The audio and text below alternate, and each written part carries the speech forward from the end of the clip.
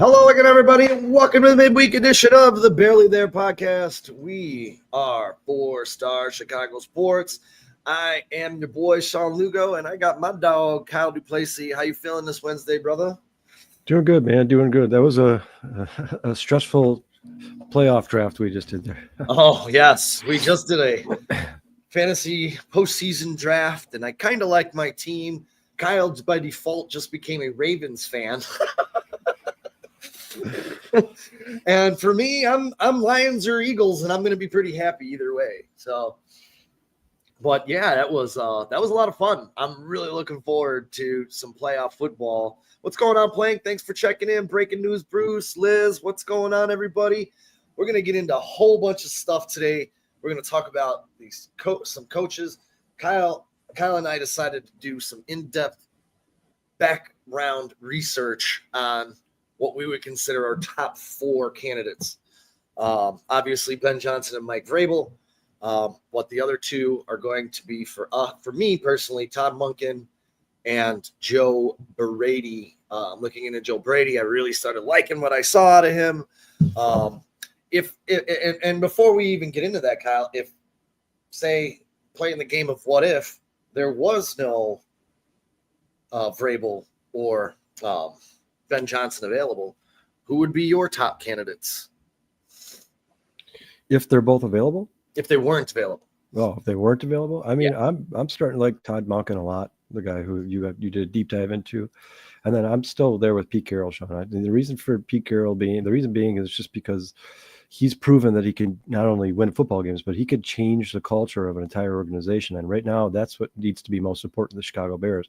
Not only that, but if you look into Pete Carroll, if you they've asked his players he coached in the past, how they feel about him, and they have all nothing but respect for him, man. I mean, he's a very, very respected guy around the NFL.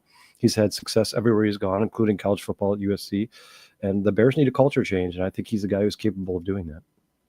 Yeah, because this culture that's been created here in Chicago looks a little bit like this under George McCaskey. 13 seasons, 8 10-loss seasons, 2 10-win seasons, 40 games under 500 at 86 and 126. He has 0 playoff wins. He has 6 new head coaches, 4 GMs, and 0 clue how to fix it, in my opinion. It's kind of a structure that seems to be broken, built on wet sand next to the ocean. A structure built on sand by a fool that has no foundation or a way to hold on to it when it becomes challenged. And the sand shifts, the structure shifts with it, and ultimately it collapses. And the Bears, one of the greatest reasons why the Bears are chronologically awful. I read that somewhere earlier today or in the last couple of days, and I was like, wow, I really love that. So I didn't create that. That was from somebody else, but I thought that was pretty awesome. But this is a perfect time for a new hire to maximize Caleb and install for the first time in Bears franchise history some kind of modern day offense. I guess to start off this, Kyle, the biggest conversation we had these exit interviews just the other day, and did they instill any kind of confidence in you that they actually knew? No, Sean, right? They definitely did not instill any confidence in me, but they did exactly what I expected them to do. I mean, the Bears have always been very political. They're very vanilla. They don't ever tell you the truth of what they actually think is going on, what they want to happen, what they think is going to happen. They're always going to give you the one day at a time, one game at a time. That's always been the Chicago Bears, particularly George McCaskey. And then obviously Kevin Warren, he's not a football guy. He's a politician. He's a lawyer. So you knew he was going to be just like reading through a lawyer's contract. You knew that's exactly what he was going to talk like when he came to the podium. He's done it since he got here. There's never any true validity to anything they really say. It's all over the place. I mean, he came out, a month ago and said ryanpoles is going to be complete control of making this hire. And then they came out 2 days ago and they were like, we're all going to be involved in making this hire. We can even bring back Bill Polian if ryanpoles requests it. Oh yeah. How'd that work out for you guys? Bill Polian narrowed it down to Matt Eberflus. How'd that work out for you guys? I'll tell you, there are some points in that presser, one of the things, outcome over process. And I started thinking about this, dude. the outcomes from the processes that you have been running in Chicago aren't working. So let's just say all the new psychobabble that they put out yesterday in that presser for 49 minutes, it kind of, let's start changing the process in order for better outcomes. And my biggest fear is I don't know if they know how to do that. And that's what's most scary about this situation right now. I don't know. How do you feel about that? We got to change the outcome and our process. How do they do that? Do you feel they know how to do that? Well, Sean, basically, I don't know if you're a Seinfeld fan, but it reminds me of the episode where George Costanza basically says, you know what? My entire life, I've followed my instincts. I've done what I thought was common sense, and nothing has ever worked out for me. So I'm going to do the complete opposite of everything I've ever thought. And then everything starts kind of falling in his lap. He becomes successful. He gets a job with the Yankees, meets a nice girl. Like, that's what the Bears need to start doing. Just do the opposite of everything you've ever done for the last 30 years since George McCaskey took over this team. And maybe things will start to work out for them. I mean, Sean, at some point, we heard it today, Sean. I mean, I forgot how they phrased it, but all these, the Bears have a major impediment about all these coaches who are basically asking the Chicago Bears now when they're getting interviews, like, hey, you guys want to ask me all these questions. What am I going to do with Caleb Williams? What's my plan for the future? How am I going to instill a new culture, an identity? And all these coaches' responses is, first, I'd like to ask you guys, who am I answering to? Am I answering to Ryan Poles? Am I answering to Kevin Warren? Am I answering to George McCaskey? I mean, Sean, there's not another team in the NFL where these coaching candidates have to ask that question to the team they're being interviewed by. Yeah. It's ridiculous. Most of these teams have a structure in place. George McCaskey, Kevin Warren, Ryan Poles. But when it comes to the Bears, you never know who's in charge of what. You don't even know where to place the blame when everything goes wrong. I almost feel sorry for these coaches because they're like, yeah, I love Caleb Williams. I love Roma Dunze. I love DJ Moore. I'd love to be a coach here, but I don't know if I can stand these three guys over here. That's sad. It's depressing. And it's not acceptable for the charter franchise of the NFL. Yeah, I found it very amusing that when pressed and asked Mr. Kevin Warren about the contract extension and the length, he was very coy, and then asked about if a coach comes in and wants to hire their own GM, would that be on the table? And he did not say Ryan Poles. He actually said, yeah, it's on the table, which to me tells me, A, there's been no extension. There's multiple reports that he had a 4-year deal. Nobody knows for sure, but if that's a 4-year deal, it's up next year. There's no extension in place currently. My whole thing is, and I know they play coy, I watched some other interviews, exit interviews from some other teams, and they were very similar to the Bears, not giving too much information, dancing around questions, psychobabble bullshit. But I just look at it. If you had the extension in place, why wouldn't you just tell people, yes, we have the extension in place. This is something that we can share with the candidates when they come in here. It made me feel as Ryan Poles' job isn't as safe as everyone seems to think it is. I don't know what you took away from that. I mean, Sean, and regardless of what you think about Ryan Poles, whether you like him or dislike him, or what you think, what kind of job you think he's done here, that is not fair to Ryan Poles to go to the media and be like, this guy might be fired. He might have a job next year. We don't really know. We'll let you guys know when we decide. Like, you can't say that stuff when Ryan Poles is sitting next to you. I mean, Sean, it'd be like, you work for, obviously, your public adjuster for a roofing company. Like, they were like, oh, we brought in a new public adjuster. And then somebody asked the owner, well, does that mean Sean's getting fired? No, we haven't decided yet. We might fire him. We might not. I mean, Sean, wouldn't you be like, all right, well, I'm out.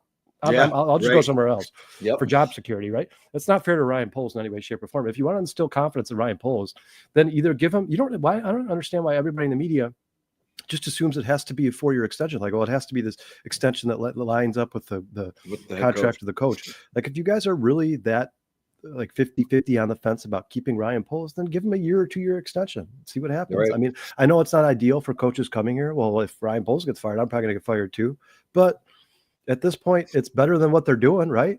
I mean, we may have extended him. We may have not. You'll never know. You're not helping anything. The truth of the matter is his answer saying, 1 year is a lifetime tells me there's 1 year left on his deal.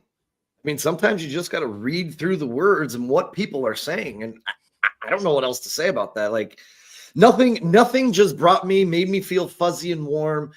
It seemed like all three, George McCaskey, this piece of crap, he was in his exit interview, more concerned about the Detroit Lions fans filling our stadium than our fans coming, yet this idiot sold his box to the Lions brass so he can make his coin. I mean, this guy is a complete moron, dude. I can't.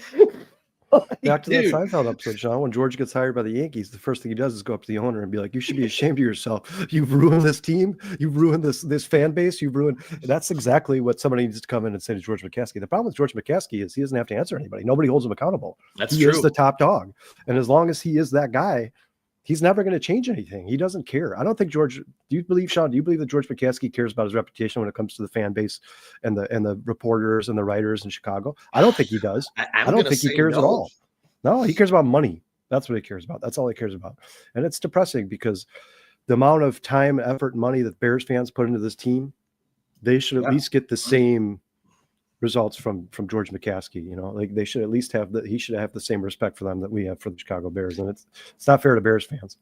Yeah, I'm trying to think to myself. I mean, I guess the same thing did happen with Trent Baalke and Shad Khan. I mean, they were on a Zoom like we are right now, and he was like, yeah. And Baalke's listening to this. I just start laughing. I'm like, wow, man, we might have found an organization as inept, if not more, than the Chicago Bears. Well, you could throw the Panthers in there too. Yeah, you know what though? I think the Panthers might be able to start turning it around. The Panthers are a really good example when you have a guy like Dave Canellas, who's a very solid coach, really good with his players, knows how to groom quarterbacks, obviously, and seems to be getting it to work a little bit in Carolina. They looked a lot better the second half of the season than they did the first half of the season. So it'd be a team maybe that can approach 500 next year, especially if Bryce Young keeps. Yeah, but that's what I'm saying, Sean. Knowing the Carolina Panthers, Dave Canellis will get them to 500 with a quarterback that's so-so, 5'10", limited in the NFL, and they'll fire him. And that's what they'll do. They'll fire him. Instead of finding a new quarterback who's worth a damn, they'll just fire Dave Canellis and keep Bryce Young, and they'll continue to fail for the next 4 years. Now, listen, this is no knock on Bryce Young. I don't dislike Bryce Young, but I think he's kind of like that Geno Smith, Alex Smith kind of guy who can keep your franchise afloat, win some games, sell some tickets. But I don't see Bryce Young winning a Super Bowl. I mean, I don't know about you, Sean, but I certainly don't see that. I don't. Because I had Kyler Murray and Marvin Harrison in one fantasy league, I watched a lot of Arizona football games, more than I normally would, because it's terrible football team to watch most of the time. But watching him struggle to throw the ball over his linemen all year, that's going to be the same problem that our Bryce Young's going to have. And I mean, I've never really noticed it until I actually watched him, and I was like, wow, man, this guy has so many problems seeing over his offensive line. Sean, people will respond to you when you say these things like, oh, it's semantics, you're making a false narrative. No, it's not. Go back and look at the history of football. How many quarterbacks under 6 foot have had success in the NFL, at least sustained success in the NFL? I mean, people always say Drew Brees. Okay, now name 2 more. You can't because it's almost impossible for a guy that short to look over an offensive defensive line who are standing at 6'3", 6'4", 6'5", and throw the ball over their heads. It's almost impossible. How many times do we see this year that Marvin Harrison Jr. was wide open down the field and Kyler just couldn't see him? He just couldn't see him, man. And it's going to be a wasted talent from Marvin Harrison Jr. They need to get a new quarterback. I don't think Kyler Murray is ever capable of winning a Super Bowl. I don't think he'll ever get close, to be honest with you. I don't think so either. I do like Arizona. I do like what was their name? Jonathan Gannon, the head coach. His interview yesterday, I'll be honest, was kind of awe-inspiring. And I know there's a lot of people, we've talked about him on the show, and I can't remember if all the panel liked him or disliked him. But I mean, his exit interview yesterday was quite awesome. I'm not going to lie. I would say check it out. I mean, he spoke very eloquently about a game plan, about what went on in the season and what he was going to fix. It was a lot more than what the Bears did when he was speaking. And I guess for me, with Ryan Poles, when he was kind of dodging the questions about, what went wrong and the whole, what stress was he under? Like, come on, man. Like, you're only making yourself look like a clown here, dude. Answer the questions. Hey, we did this wrong. We did this wrong. We have to figure out a way to fix X, Y, Z so we can get this train back on the track. Yeah, that's what I mean. What's disappointing is Ben Johnson came out when it was asked about his potential, the places he might actually ultimately end up in. And one of the first things he said is, I'm going to ask the franchise, like, admit your wrongs, right? Yeah. Have some accountability for yourself. Tell me where you guys went wrong, where everything went wrong, and what you're going to do to fix it. And once again, the Bears are what dysfunction? What dysfunction are you talking about? I don't know. Maybe the 2 head coaches and 3 offensive coordinators for a rookie quarterback, in which you guys neglected to draft or sign an offensive line to protect him. How about that dysfunction? Yeah. Like, you don't have to look very far to find dysfunction in the Bears organization. You could ask the players. You don't have to look very far. Just ask the players who play for the Chicago Bears. They'll tell you. Our partners over at CSP, I forgot to look for this clip. I can't remember who put it out, but that clip from DeMarcus Walker saying, "You've hired Mike Vrabel, all the bullshit stops." Like, yeah, what bullshit? Yeah, exactly. Exactly. What bullshit is he talking about, George McCaskey? He's talking about something. Hey, what's going on, Frank? Thanks for jumping in, man. We really appreciate you. I don't know if we've seen you here on a Wednesday before. Have we seen Frank before? I don't believe so. Sean, you want to throw the comments up on the screen for me? Are they not up there? Thanks for joining us, Frank. Are they not up there? Because I haven't changed anything. No, they are not on the screen. Cannot see the comments. I don't know how to change that, unfortunately. I'm sorry. I think you just click on view. Yeah, see if you can mess with it there. None. Oh, there you go.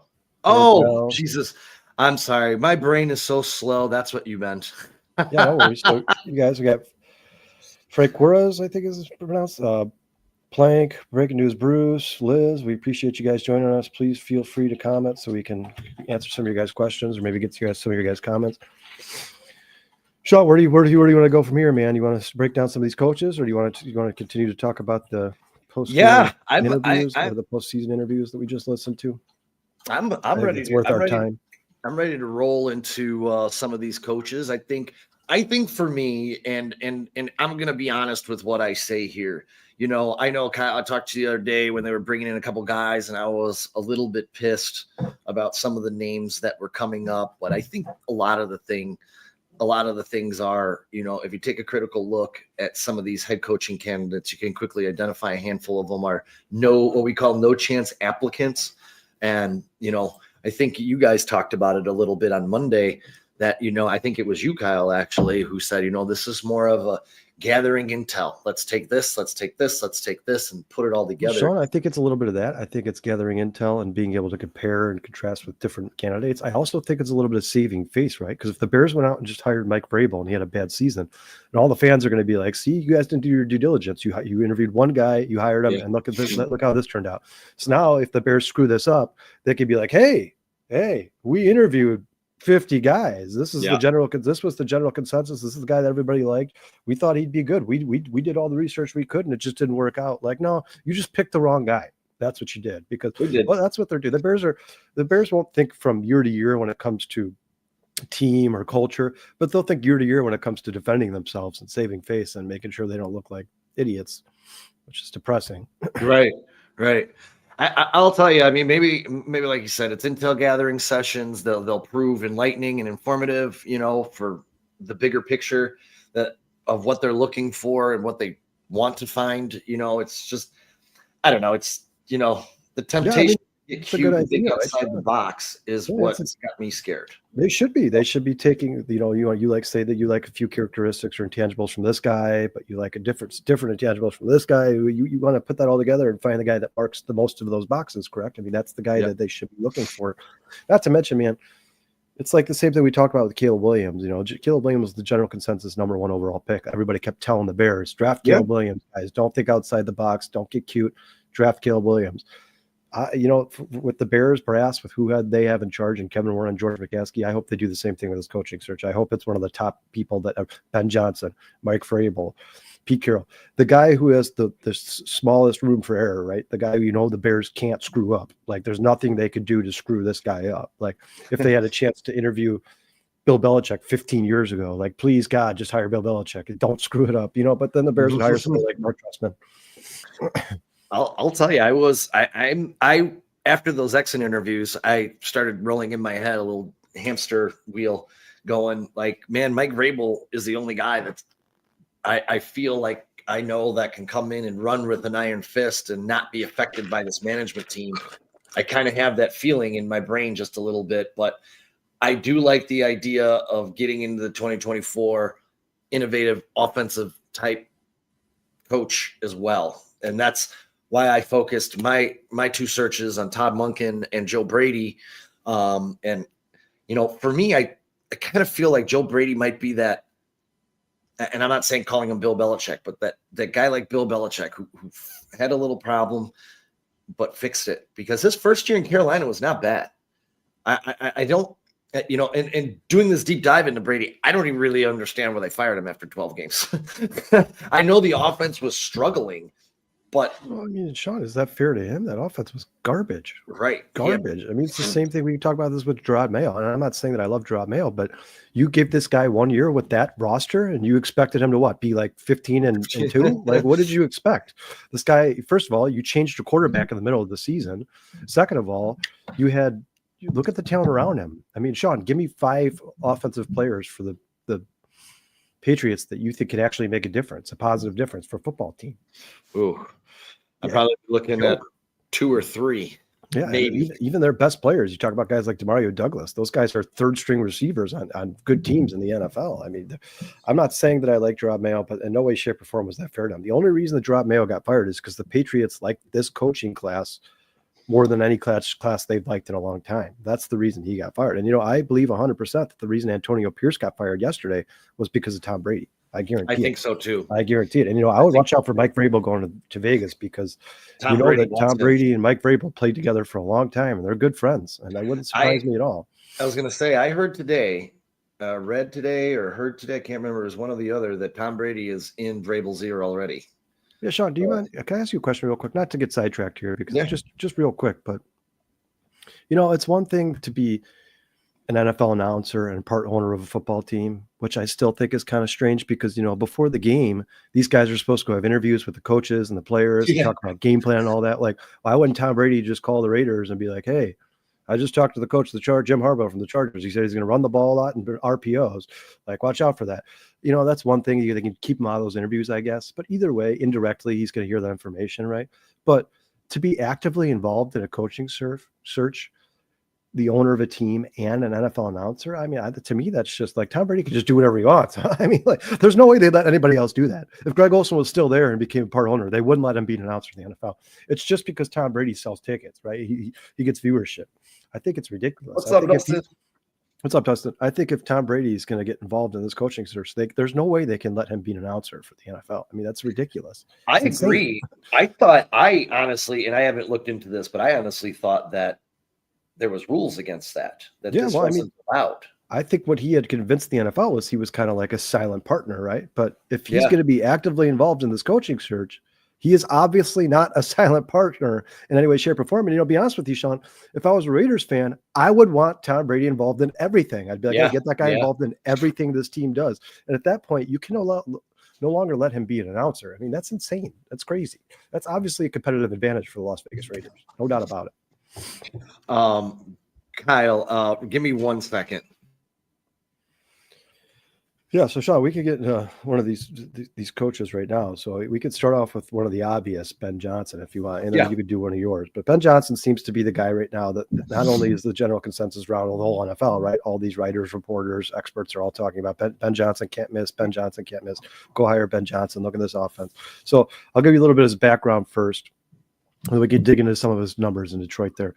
So Ben Johnson's been coaching since 2009. He was a coach at Boston College. He was a tight ends coach. He was there from 2009 to 2011. He then got hired by the Miami Dolphins in 2012. He was there from 2012 to 2018. He was an offensive assistant, assistant quarterbacks coach, a tight ends coach, and a wide receiver coach.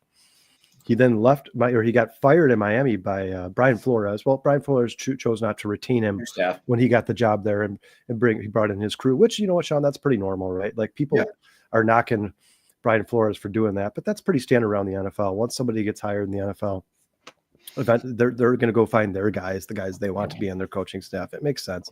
But Ben Johnson, what's interesting about Ben Johnson is he was hired by the Detroit Lions. People forget about this in 2019, and obviously is still there at the present, but he was retained when Dan Campbell got hired there and brought in all his coaches, he decided to retain Ben Johnson, which is a rarity in the NFL. You don't see that very often. The guys, new coaching staffs come in and retain some of the coaches that were already on the staff previous. That's very, very rare. At the time when he first got hired with the Detroit Lions in 2019, I think that the coach there was Matt Patricia, if I'm not mistaken, right? Yeah. Mm-hmm. It was Jim Caldwell. I think Matt Patricia was there in 2019. So when Matt Patricia was there, he was an offensive quality control coach and a tight ends coach for Matt Patricia. When Dan Campbell got hired there, not only did he promote him to passing game coordinator after he retained him, but he ended up ultimately making him the offensive coordinator, which we all know. He is now the offensive coordinator for the Lions. He's been the offensive coordinator since 2022, Sean. Here are the numbers for the Lions since Ben Johnson took over an offense. And I think that's the same year that they brought Jared Goff in, wasn't it? 2022? I believe so. Yeah, I think that's the same exact year. So his first year as offensive coordinator for the Detroit Lions, the overall record for the Lions wasn't great, but their offense was. Points per game, they scored 27 points per game. Yards per game, they averaged 380 yards of offense, and they were the fourth ranked offense in the NFL. The next year, 2023, they jumped up to 27.1 points per game. Yards per game, 394.8. So they increased that as well. And they became the third ranked offense in the NFL. And then this year, 2024, 32 points per game, 400 yards of offense per game, and have been bouncing back between second and first ranked offenses in the NFL. I think it's with the Ravens, the teams that are kind of going back and forth. Let's see the Ravens or the Bills. But I mean, ultimately, if you look at Ben Johnson, you look at what he's done in Detroit since getting promoted to offensive coordinator, all he's done is improve that offense every year. Even though there was only this much room to improve his first year, right? You're already the fourth ranked offense. How much can you possibly improve? That guy has still found a way to increase those numbers every single year. There is no doubt in my mind that Ben Johnson is an offensive genius. Right? I also take this quote, Kyle, really quick from Jared Goff. He's not afraid to coach me and coach me hard, and that's what I crave, Goff said. I love being coached hard, and I love getting feedback. He wants me to be great as much as I want to be great, and it's fun to play for a guy like that. Yeah, Sean, and if you watched any of the Hard Knocks from Detroit, it seems like his players respect him a lot. They listen when he talks. He's obviously a very good, I mean, as far as I can tell, Sean, and there's going to be people who disagree with me because it's tough to tell when you're an offensive coordinator, but he's at least a good leader of men when it comes to the offense, correct? I mean, everybody on that team respects him. Everybody on that team listens to what he says. And, you know, we've heard things from Jameson Williams about how he has been the guy who has held them accountable for mistakes. It seems to me like Ben Johnson is the perfect candidate to be a head coach in the NFL. Whether he's a good leader of men to the point where he can control a room of 53 men with, obviously these guys have aggressive personalities. They literally get the shit kicked out of them for a living. That remains to be seen.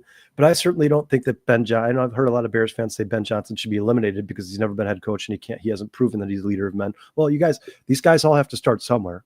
These guys have to start somewhere. Bill Belichick was not a head coach before he became head coach. You know, he wasn't a head coach when he came out of the womb. At some point, you have to be given a chance. And I think of all the guys in the NFL right now that haven't had head coaching experience and haven't proven that they could be good leaders of men, I think Ben Johnson is that top candidate. I think if you're going to go for a guy, if you're willing to go for a guy who has not had head coaching experience, Ben Johnson's the guy. Not only that, Sean, but for me personally, this offseason, this coaching search, the thing that's most important is the relationship between head coach and Caleb Williams. And if you're talking about a guy who can come in and be creative, innovative, and make it easy on a quarterback, create space for receivers, tight ends, and running backs, give him easy layup throws, a guy who's young like Caleb Williams, I think that is Ben Johnson, Sean. I don't disagree. I really, really love Ben Johnson. I love what he's done. And the more players that are on this Detroit Lions team that keep coming out and making quotes like that, because Amon-Ra St. Brown said something very similar as well in the last couple of days. Yeah. Yes. It makes me feel a lot better. You know, it makes me feel a lot better. And Sean, you'll hear people say that people will combat the Ben Johnson argument with, well, a lot of those plays in Detroit are long developing and they have the best offensive line in football. Well, I mean, the Bears, you don't shy away from hiring a coach like that because you have a bad offensive line. You improve your offensive line, right? That's what you do. You improve your offensive line and hire what could be one of the best coaches of all in the NFL. I mean, away from that. If we can be fair here, the Lions spent time drafting linemen. They drafted 3 first-round linemen. I mean, they did it right. And didn't they sign another one in free agency? Didn't one of the guys they free agency was also a first round pick? I think there's 4 first round picks starting on the Detroit. They did it right. Yeah. Blake says experience. It's all a crapshoot. I agree. It is a crapshoot no matter who you hire. Joe Dicka just jumped in the house. What's going on? Tim? What's going on, guys? Thank you guys so much. Definitely jump in here. Anything you guys want, we're going to try and get to you, answer you. You guys make the show for us easier. So please Crooked Commish. I don't know who Tony Tomato is. Please elaborate on the comments. Yes, please. I'd love to know who he is. I'd love to talk about him. Yeah, and I don't know who he is either. So please, you got me. Yes. My guy that I was looking at was a guy I talked about a little bit ago, and Dustin on his solo show mentioned him on CSP the other day. It's a Chicago native born right here in Wheaton, Illinois. Todd Monken. Monken was a college head coach for 3 years. He took over an awful South Miss program in 2013. By 2015, he went 9-5. He left there for the OC job in Tampa and has extensive experience in both the college and NFL ranks. Todd Monken is a very, very serious and offensive mind in this league. He's led the NFL in yards, 424.9 yards per game, third in scoring at 30.5. He also won 2 national titles in 21-22 at Georgia as their OC. This dude, their LSU hasn't been, their offense hasn't been the same. And I understand Jamar Chase left and Joe Burrow left, but they still have high talent at LSU and they have not been the same. Back in 2018 with the Bucs, he led the NFL with 5,358 passing yards behind Jameis Winston and Ryan Fitzpatrick. Okay. He's done a great job. And you know how I feel about Lamar Jackson. I don't know if Todd Monken is the guy that has elevated him, but man, does he look good and continue to improve under this guy. Sean, he is having by far his best season of his career. 100%. It's the 3 interceptions in particular that are uber impressive for. That's right. Crooked Commission. Dude, I haven't seen that movie in so long, dude. I completely forgot that was Al Pacino's character. I love you, bro. Thank you. Some things that people might not know about Todd Monken, he set all kinds of D3 records when he played QB for Knox College right here in Galesburg, Illinois in the late 80s. He was an outstanding quarterback, and apparently he was fun to watch. I actually watched a little film on him, and he was kind of exciting. He could move, he could pass. Todd Monken holds 8 different single season and career records at Knox College in Galesburg. I know this isn't Georgia, but in 1988, he led the nation in passing attempts, completions, and completion percentage. In one game against Cornell College, Monken completed 41 passes, and he was named a Pizza Hut All-American and the league's all-conference quarterback. Monken he was a 3-year winner, at quarterback for Knox College. He earned first team small college All-American as a senior. He's got a bachelor degree in economics. He's currently obviously the coordinator for the Baltimore Ravens. His time over there at Georgia or at LSU, Georgia, if you go back, he had Stetson Bennett in the house. Okay. Stetson Bennett was a walk-on. He turned Stetson Bennett into a Heisman Trophy hopeful. During the 22 season, when his second year with him, they averaged 41 points, as I touched. It was the 4th most in the nation, over 500 yards. The next year, or that same year, he had the highest scoring percentage in the red zone, 5th best third down conversion rate, and finished the season first in converting first downs in the entire country. All right. This guy has succeeded everywhere he's went except for the one awful trip in Cleveland in 2019 before he left to go to Georgia. He was the offensive coordinator. They finished 22nd in passing offense, 20th in points, 12th in rush offense. But I think that was aided a lot by a guy named Nick Chubb, who averages 5 yards for his career. Also in 2018, I forgot to mention this. Winston's highest completion percentage in his career was 2018 under Todd Monken. And that version, again, Bruce Arians, for some reason, when he came in, like we just talked about other coaching staffs, Brian Flores letting Ben Johnson go, he decided not to retain him. So Monken then left. The thing that I love about Todd Monken is he spent those 2 years at Georgia, and he was like, guess what, guys? I'm done. I want to go back to the NFL. He was not fired from Georgia. He chose to leave to go to Baltimore and challenge himself again in the NFL. This guy seems like a winner. We've all watched the Ravens improve under this guy over the past couple of years.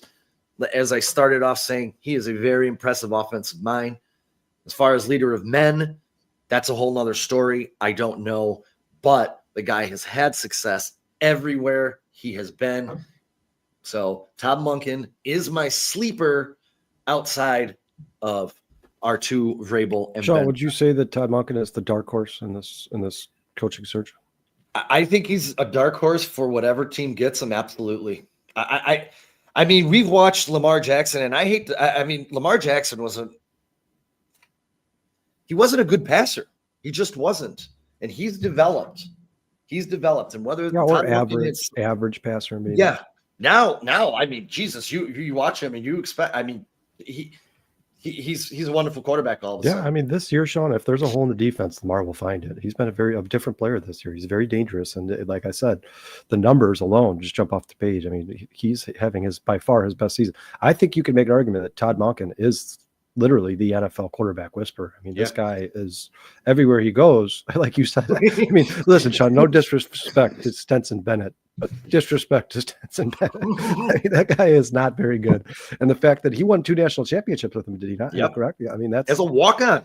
That's incredible. I mean, Todd Monken obviously deserves more credit than he's been given. And I'm surprised we haven't heard his name in years prior. I mean, to be honest with you, this is the first I've really heard his name come out in coaching searches. But no doubt about it, Sean, of these 5-6 teams that need coaches, he should be hired for one of these football teams. So he's certainly earned it for sure. Yeah, what's going on, Trey? He said this is the best I've seen Lamar. Todd Monken has him playing lights out. Absolutely, 100%, no doubt. Welcome to the show, Trey. I appreciate you checking us out on this Wednesday. He says none of these OCs figured out Spagnuolo. Yeah, and you know what? I think it was. Well, they haven't figured out the reps, Trey. They haven't figured out the reps.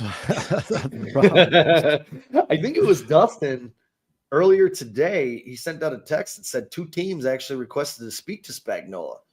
And I agree with Dustin's sentiment on that and saying, I think that's genius. And I think the Bears should be thinking about looking at Steve Spagnuolo. He at least deserved an interview. I mean, what he's done with that Kansas City Chiefs defense. I mean, people say Patrick Mahomes. You talk about that Super Bowl run last year, Sean. That was the Chiefs defense that won that Super Bowl for them. Yep. Now, I know obviously it doesn't hurt to have Patrick Mahomes leading the hell, but their defense was absolutely incredible last year. They didn't get enough credit. They had one of the best corners in the history. I mean, he had one of the best seasons in the history of football. Chris Jones, obviously, they had plenty of options where they could spend their money. They decided to retain Chris Jones. That was obviously the best move for them. That guy is a one-man wrecking ball, and he makes that team. I'll tell you this too, Kyle. I know we've all been down on the Chiefs, and we all think the Chiefs might not. There's better teams than them in the playoffs in the AFC this year, and they have a chance to not make it through. The one thing I'd say, even though they have a Pat Mahomes, don't underestimate Spags, dude, because that guy always comes with the game plan that trips up the other team. So that's why in this postseason draft I took so many Chiefs. Yeah, that's why I took Patrick Mahomes for sure. John, let me ask you a question. Do you think there's any validity behind the fact that people are saying that the Chiefs purposely lost, even though they were playing their backups anyway, but they purposely lost that Denver game because they did not want to see Joe Burrow in the playoffs? Do you think that there's any chance that's Travis Kelce debunked that on him and his brother's show and goes, he pretty much said, he goes, we didn't take anything. He goes, I'll take on Joe Burrow in a parking lot. I don't care. So I don't know, man, to finish the season with 5 wins in a row and to throw half the numbers that Joe Burrow did this year. If he would have stuck in the playoffs, that would have been a dangerous. No one wanted to play Cincinnati if they stuck into the playoffs. They were on fire, man. They looked like a totally different team for the second half of the year, particularly their defense. Sean, did you know that the Bengals had the first number 1 quarterback, and I think it was touchdown passes and yards, right? He was ranked first touchdown passes and yards. They have a wide receiver who had the triple crown. They had 5 wins to finish the season, and they had the player in the NFL with the most sacks, and this team didn't make the playoffs. Testament to Zach Taylor for keeping his job over there, man, because I don't know how that's possible. I mean, I'll tell you, Zach Taylor, Zach Taylor not getting fired helps the Bears out immensely. Oh, 100%, because Joe Brady would be the coach. For and here, we're going to get into Joe Brady in a minute, but yes, because putting Joe Brady back with Joe Burrow and Jamar Chase, I guarantee those two superstars would be like, please get us that. Let's go. Yeah, and don't forget about T. Higgins. I think they're going to find a way to retain him as well. Sean, real quick, let's get into another, I wouldn't say obvious candidate, but one of the leading coaching candidates for the Chicago Bears, and Mike Vrabel. Now, obviously, guys, I think everybody's kind of general consensus. Everybody loves Mike Vrabel because he's a good leader of men, and you can define that however you want. But basically, when Mike Vrabel talks, people listen, right? So let's get into a little bit of his background first. First, one of the things that stood out to me when I really started digging into Mike Vrabel, Sean, was the fact that he played for three of the best organizations in the NFL. He played for the Steelers from 97 to 2000, the Patriots from 01 to 08, and the Chiefs from the year of 2009, 2010. So, I mean, just the fact that he played for three of the best teams in the NFL. I mean, those teams all have really good hierarchy structures. They all have a really good infrastructure. They have a winning culture. So, I mean, the fact that all three of those teams thought Mike Vrabel was a good enough guy and player to play for them, that's a testament in itself, right? I mean, the Steelers, Patriots, Chiefs are three of the best organizations in all of sports, not just the NFL. After that, he was hired by... We got Plank asking, do you think New England lets him leave without hiring him? I don't know. See the problem. I at first I would have said no, because I thought for sure that's who the guy they wanted when they fired Rob Mayo. But I'm hearing whispers of Pete Carroll in New England. I'm hearing whispers they also would like to talk to Ben Johnson. Obviously, I think they should, because they obviously have a young quarterback in Drake May. I mean, I think, Sean, realistically, I hate to say this because it gives the Bears an excuse, but I don't think you can go wrong with any of the three of them, right? I mean, Pete Carroll has proven he's a winning coach. He's I agree. The culture of football. I agree. Team. Mike Vrabel should not have been fired in Tennessee. I know for a fact Tennessee is kicking themselves in the ass for that. And Ben Johnson is the general consensus most wanted coach, most sought after coach in the NFL right now. So, I mean, any three of those guys, if you could walk away with one of those three guys, I think you're going to be in good shape next year. But when Mike Vrabel's coaching career started at Ohio State, so Sean, another amazing program, another team with great infrastructure, winning culture. He was the linebackers coach and then promoted to defensive line coach. He then went to the Houston Texans from 2014 to 2017. He was the linebackers coach and then promoted to defensive coordinator. And then obviously the Tennessee Titans hired him as head coach from 2018 to 2023. With the Tennessee Titans, Mike Vrabel had pretty. Most people you could say that it was up and down, but for me personally, just due to the fact that Ryan Tannehill was his quarterback there, I'd say it was mostly up. He had 3 straight winning seasons from 2019 to 2021. He made the playoffs in all 3 seasons. In 2022, the season following, he started the season 7-3 until Ryan Tannehill got hurt and missed 5 games.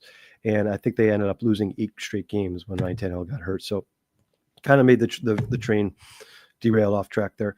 His career record at Tennessee was 54-45. So a winning record in the NFL. That's impressive. I don't care. Playing in the NFL, that's a tough league. It's the best in the world. To have a winning record in the NFL is impressive. It doesn't matter how. I don't care if you're one game over 500. A lot of coaches will never reach that.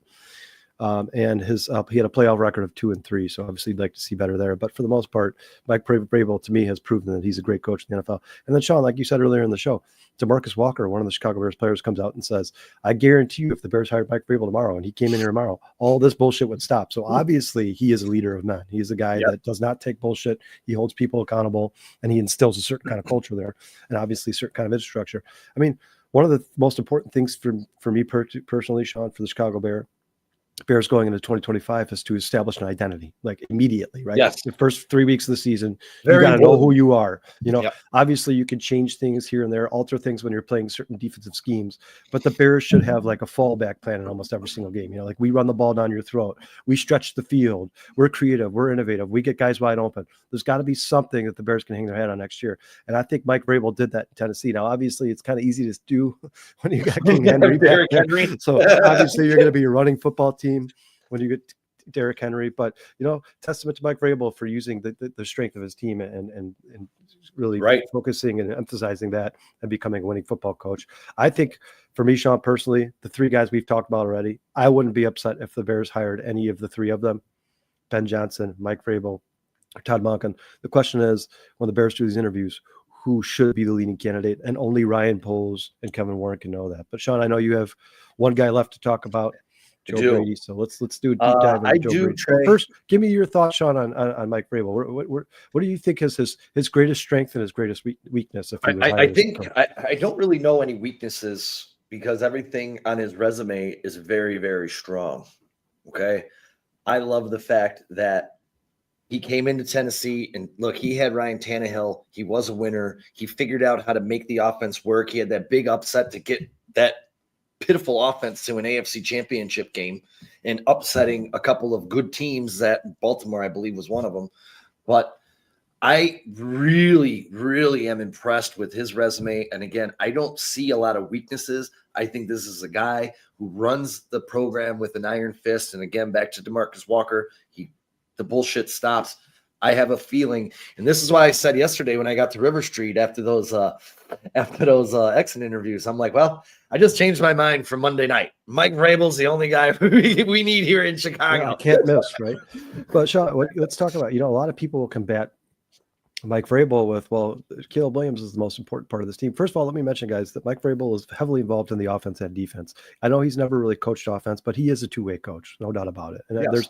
He was obviously really good with Ryan Tannehill. Another thing that Mike Vrabel was really good at when his time in Tennessee was hiring offensive coordinators. And Sean, it was Arthur Smith, and who was the other offensive coordinator? Arthur Smith and Matt LaFleur. Yeah, I mean, two great coaches in the NFL. Now, we all know that Arthur Smith had his problems in Atlanta. He ultimately got fired, but everywhere that guy goes, the offense improves, right? Yes, and then Matt LaFleur has had a great run with the Packers and has nothing to be ashamed of. That's another. I think Matt LaFleur is a very good coach, a very smart offensive mind. So I trust Mike Vrabel to come in here and hire the right offensive coordinator to pair with Caleb Williams, 100%, no doubt about it. And Trey, I do believe the Bears will pay the right head coach. I personally do. I don't know how you feel about that, Kyle, but I think they will pay the right head coach when it's established that who that guy is. Yeah, and that's something I want to talk about real quick, Sean.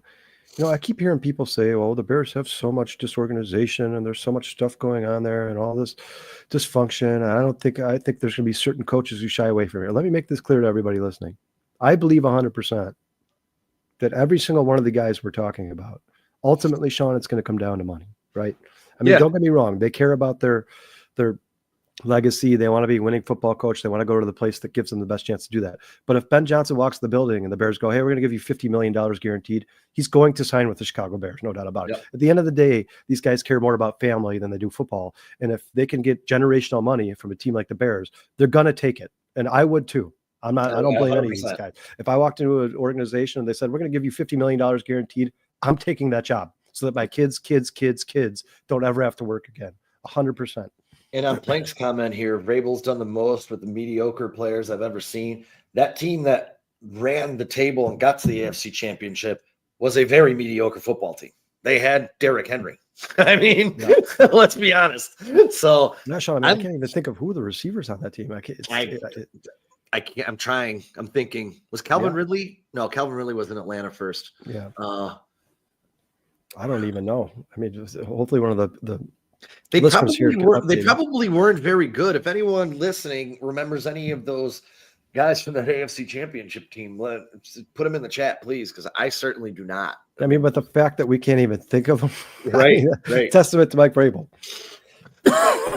my last guy, and I know that for me, and again, I'm not calling him Bill Belichick, but this is kind of out of a Bill Belichick tree where Joe Brady, I don't really think he failed. And I don't think he deserved to be fired from the Carolina Panthers. I think that was a very big mistake. But Joe Brady started off as a football assistant in 2019. He started off as a defensive coach at William & Mary in 13-14, where he also attended college. From there, he left in 15-16, became a Penn State grad assistant, left in 17-18, became the Saints offensive assistant. Obviously, after that, he wound up in Carolina, and we know that 12 games into that 21 season, he was let go, and the Bills brought him back in mid-season when they fired Ken Dorsey, and obviously, the rest is now history. He was hired this past January. I think it was January 24th. He was hired as the full-time coach, offensive coordinator, So, and for me, I think after that breakdown that he had in Carolina, where their offense was a little stagnant in 21, I think he reestablished his reputation as one of the league's top young offensive minds in Buffalo. Buffalo right now, they set a franchise record led by Josh Allen, 525 points and 65 touchdowns. These are both records for Buffalo. This is also something that's never happened in Buffalo, and I think it's very rare in the NFL. He had 13 players on Buffalo this year that caught a touchdown. None of them broke 900 yards. Well, Sean, and on top, real quick, not to interrupt you, but I mean, let's talk about the fact that he got rid of his two leading receivers from the year prior, too. I mean, Gabe Davis and Stephon Diggs both leave that team. And what did they do, Sean? They got better. I mean, they got better. Nobody was picking the Buffalo Bills to win that division going into the season. I heard Jets. I heard Miami. There was very rarely was somebody like, I think Keon Coleman, Khalil Shakir, and obviously Amari Cooper was on the team, but nobody expected Josh Allen to have one of his best seasons ever when they didn't even know who he was going to be throwing the ball to. I mean, testament to Joe Brady, man. That guy has that team rolling on all cylinders, man. They look really dangerous. And this was one of my problems with Carolina, because that was, you were coming off the COVID pandemic in 2020 and going into 2021, and Joe Brady got fired. Christian McCaffrey missed most of both of those seasons. So you lost your best offensive weapon. They had a revolving door at quarterback with Teddy Bridgewater, Sam Darnold, and Cam Newton played a few games, that year as well. And there's a little nugget that I found. Joe Brady and Caleb Williams actually have a relationship going back to the summer of 2013, when Caleb Williams was 12 years old. Caleb met Brady as a camper at William & Mary football camp. Brady, when Brady was the linebackers coach at William & Mary, when Brady was the OC at LSU, he was the front runner in Caleb's recruitment. So there is a little history between these guys. And that was the other thing I took away. Joe Brady's a great offensive mind, but he started on the defensive side of the football. So another two-way coach, Another two-way coach. So, and that for me, that was one of the more impressive things I saw when it came to him. And then we go back, touch a little bit more. The Saints, he spent those 2 seasons as the offensive assistant in Saints during the 2017-2018 season. They won consecutive division titles. They were third in the NFL with 911 points scored in those 2 seasons. Breeze, obviously a great quarterback, but he posted a quarterback passer rating under his tutelage of 109.5 over those 2 seasons. It was good for second highest in the NFL. He did then leave the Saints, where he went to LSU for 2 years, and these numbers are outstanding. He averaged 568 yards of offense, 48.4 points per game. They finished second in passing at 401 yards per game. And Burrow, under him, set the FBS record for touchdowns with 60. And that's like you start talking about these things, you're like, wow, he's working with these great guys, and he's making them work, and turning them into superstars. I mean, I don't know that Joe Burrow was Joe Burrow before him. So a lot of, I read, they worked a lot together. So Joe Brady had a big hand in that. Going into the Carolina Panthers in 2020, this is one of the most impressive stats. He oversaw Panthers offense that became the 5th unit in the Super Bowl era to produce 4 different 1,000-yard receivers. That was DJ Moore, Robbie Anderson, Curtis Samuel, and Mike Davis. That's pretty crazy, man. Carolina also set a franchise record for the fewest punts that year, and he tied a franchise record with fewest 4th downs, 27, man. That's insane. He converted over half of them at 55.6%. I mean, this is what I mean, Now, if we get into this Buffalo, his first season in Buffalo, he helped Allen become the Pro Bowl season MVP finalist. Obviously, he lost to our guy, Lamar Jackson. He was second in the NFL in total offense and points per game. Under Brady's tutelage, Josh Allen was one of the 5 finalists again the following year, with 3 members from the Bills offense also named to the Pro Bowl in 23, Deion Dawkins, James Cook, and Stephon Diggs. And then we get into this season. Obviously, the Bills' offense is ranked 4th in yards, 374 per game, 6th in points, 26.5. After being named the interim coordinator in Week 11 after Dorsey was fired, obviously, he was then hired. And we all are watching him be a successful coordinator in Buffalo right now. Yeah, and a guy who has a chance to take the Bills to the Super Bowl. Let's go, Buffalo. Yeah, and not only is Josh Allen setting records and having a phenomenal season, I mean, it's 3 rushing touchdowns and 3 passing touchdowns in one game, but I'm pretty sure that James Cook ended up leading the NFL in rushing touchdowns this year. And we all thought it was going to be dear. He lost it to Gibbs. Oh, rushing touchdowns. Gibbs had rushing total. touchdowns. Yeah, Gibbs had total touchdowns. Yeah, yes. But I'm pretty didn't James Cook end up with like 17 rushing touchdowns or something like that? Yeah, and I'd have to look at Gibbs. I know he had 4 against the Vikings, and I know at least one of them was receiving. I don't remember if it was 2 receiving, 2. I mean, either rushing. way, I'm not to take anything away from James Cook because I think he's a great player, but I certainly didn't expect him to be anywhere near the league leaders in touchdowns this season. I thought for sure you'd be talking about Saquon Barkley, Derrick Henry, Jahmyr Gibbs, even maybe David Montgomery. David Montgomery can go in that conversation. I just the more I look at these two guys, and you know me, I'm okay with Vrabel as a defensive mind because of what you touched on, and hiring good offensive coordinators to pair with him as a defensive mind and bring in that culture. I definitely am one of these Bears fans that want the 2024 inventive, creative, score a million points offense brought here to Chicago. Because the next thing I want to get into you with is how do the Bears accomplish that, Kat? You and I had this phone conversation the other day. How many parts need to be replaced on this football team? And unless you have some other comments than Joe Brady. Well, real quick, I just want to say, Plank, thanks, Plank, for bringing it up. He said that when Mike Vrabel was there, I think he's saying he thinks A.J. Brown was one of the receivers. Oh, yes. But yes. Sean, was that with Mike Vrabel? You know, I'm going to look it up right now. I think it was. It might be. I have A.J. Brown's rookie. I believe he was 2018, but then they traded A.J. Brown to draft Traylon Burks, which Crooked Commish brought up here. It's just probably one of the dumbest trades ever. You know what though, Sean, I don't know how much of an option they had. I think A.J. Brown wanted out. I think he did too. I don't think he made it publicly known, but I think he wanted off that team. And ultimately, you don't want a guy in your team who doesn't want to play for you. But Sean, thank you, Plank, by the way. He was on Tennessee 2019, 2020, and 2021. Yep. So he was there for a short while with Mike Vrabel.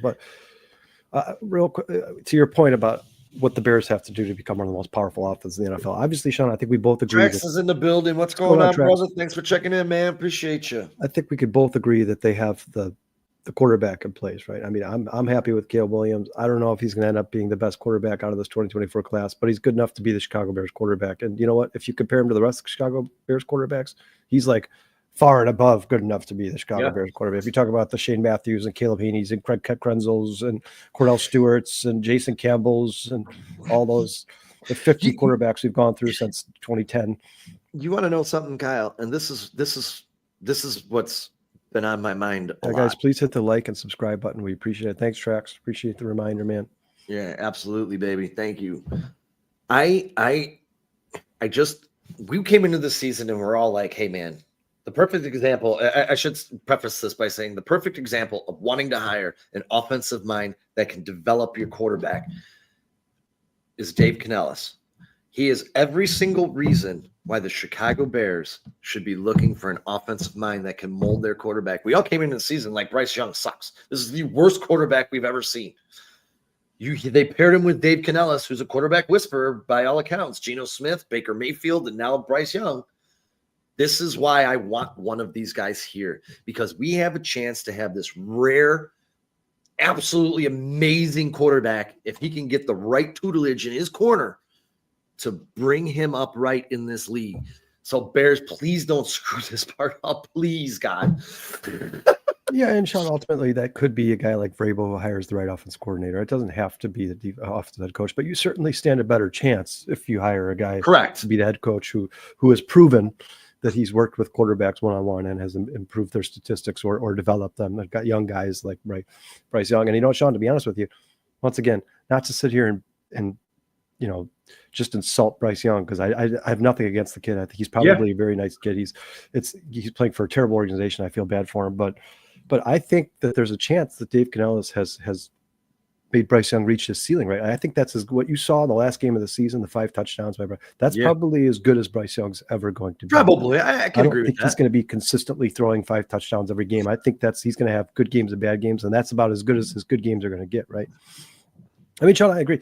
First and foremost, and really quick, Kyle, on that, Dave Canellis pulled the right buttons. He benched him because he wasn't well.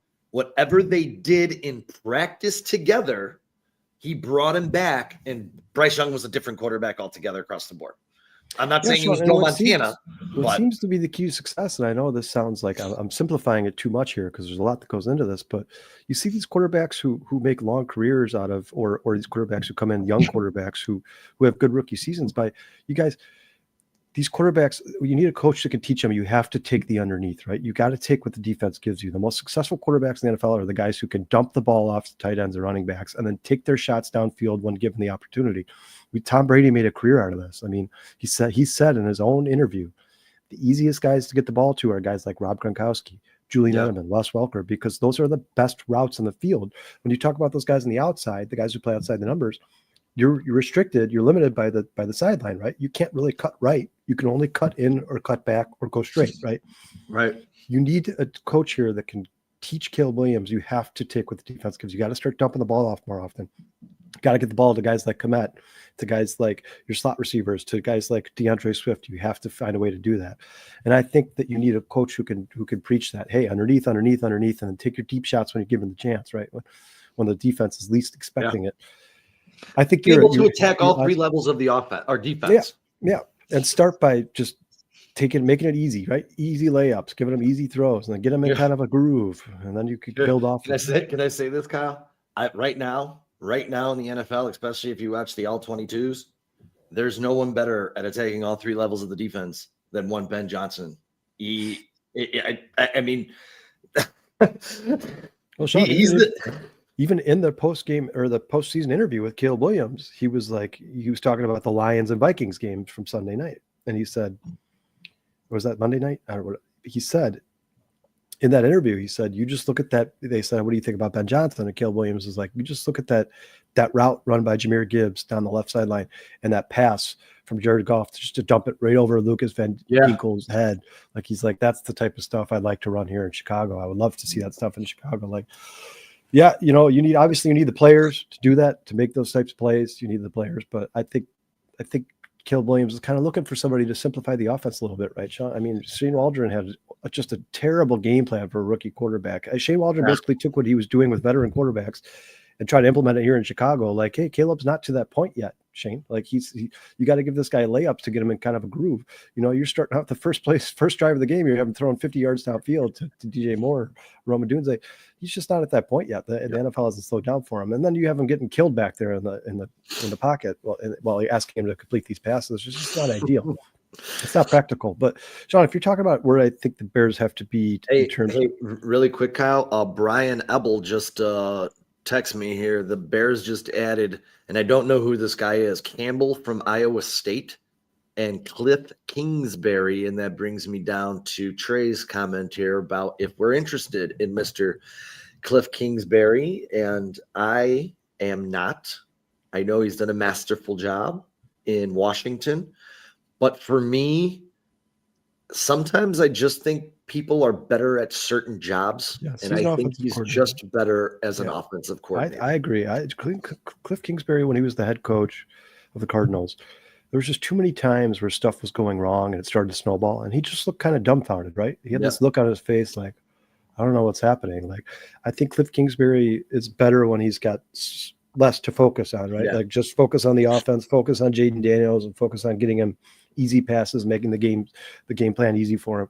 And I think he's amazing at that. If I were Cliff Kingsbury, I would try to stay in Washington as the offensive coordinator as long as I can, because if he ends up going to, say, the coach of the Bears and then fails again, it might be tough for him to get back in the NFL. I mean, we've seen this before. So if I were Cliff Kingsbury, I'd stay where I am and keep it going as long as I possibly could until something started to go awry, right? Sean, I think this Kingsbury thing is another one of those gathering intel Maybe even gathering more intel on Caleb Williams, right? Like, hey, Cliff, what would you do for Caleb Williams? And then you tell your next coach that Cliff said he would. But in terms of the offense, Sean, the roster itself, and like we've talked about this, guys, numerous times, the Bears have 82, as it stands right now, the Bears have $82 million to spend on free agency. We all know that's going to change because the salary cap's going to go up once again, and the Bears are probably going to end up cutting a few players that we don't know who they are yet. But eventually we'll end up parting ways with some guys. Maybe even Cairo Santos, I've heard, to do kind of a salary dump. They might change their kicker. But they have 8 draft picks, 3 in the top 50, and $82 million to spend as it stands right now. First and foremost, I think if the Bears wanted to be a playoff competing football team next year, focus on the offense, because you can always outscore people, right?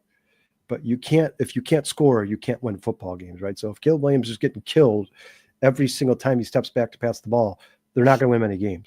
Unless you're the 85 Bears. But so first and foremost, which doesn't exist anymore, right, Sean? These rules have been changed too much to favor the offense. The 85, I mean, what Richard Dent did to quarterbacks in the 80s is not going to be allowed in the NFL ever. You'll never see that again. So right now, I think the Bears need to start shifting towards the offense. Right now, the Bears have spent, I think it's like $102 million on defensive players and only $78 million on offense. They need to even that out a little bit.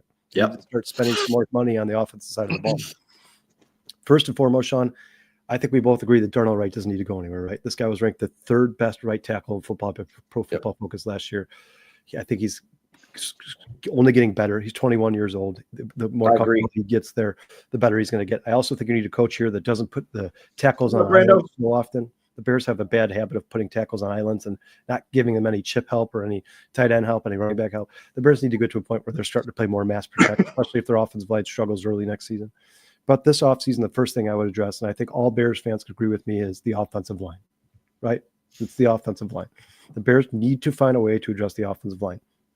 If I was the Chicago Bears, Sean, I haven't looked much into what is available in free agency, but I hope the Bears would find their center of the future in free agency, because it's going to be tough to bring a rookie center in here and ask him to be good from day one and stop Caleb Williams from getting sacked. Not to mention, he also has to learn the entire scheme and game plan so that he can call the audibles.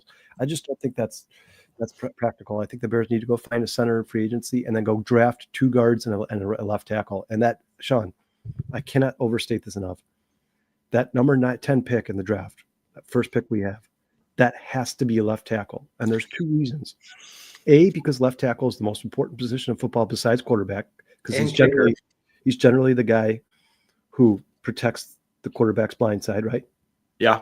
And B, because if you go try to pay somebody in free agency left tackle, that's going to be a very expensive player. So you need to go get your left tackle in the draft so you can get him on a 4 or 5 year deal for relatively cheap, right? That's what you want. Ideally, you want that Joe Alt, that type of player, find that guy in the draft. Now, I haven't done a lot of deep dive into this draft. I know that the tackle position is not particularly strong in this draft. I know they're saying even the guys at the top have some flaws and there's some things people are worrying about. But left tackle would be my main concern. But if you can get a guy like, say, Quentin Nelson in this draft instead of drafting a left tackle, a guard who sets the tone for your team, he's kind of like he instills that identity we were talking about, that go kick the shit out of the guy in front of you, no bullshit taken, go beat the crap out of everybody, be physical. If they can find a guy like that at the guard position, that's what I'd like to see them draft. But I mean, Sean, when you talk about what this team can do to become one of those teams that scores 30 points a game, it's address the offensive line. Do you have any disagreement to that right there? No, I think that's both sides of the ball. Trenches are the only 2 things I want to focus on this offseason. So, Sean, let me ask you this. Say the Bears address the offensive line, and maybe it's only 3 guys. They can't replace all 4 in one offseason, right? So maybe they replace Braxton Jones, Coleman Shelton, and what should be Ryan Bates. I mean, I guess you'd say that prior. Would you rather see them sign or draft a second tight end or a defensive tackle? Like, what do you think is more important? Remember, we said offense wins football games now, right? If you could outscore the other team, you'll win. If you can't score, you don't win. I would probably say defensive tackle, because they put Cole Kmet on a milk carton this year, and I think he's a lot better than what they used him for this year. So I don't know that that's a position of need. Well, what if Cole Kmet breaks his leg in the first game of the season? Then we're stuck with Gerald Everett. I Or maybe you're converting the Canadian Eagle, whatever they call him. Here, Theo Benedette. Here, I'll tell you this. If you're going into this draft, and I've done some research, I don't know where the draft positions are, like where these players are supposed to be drafted yet.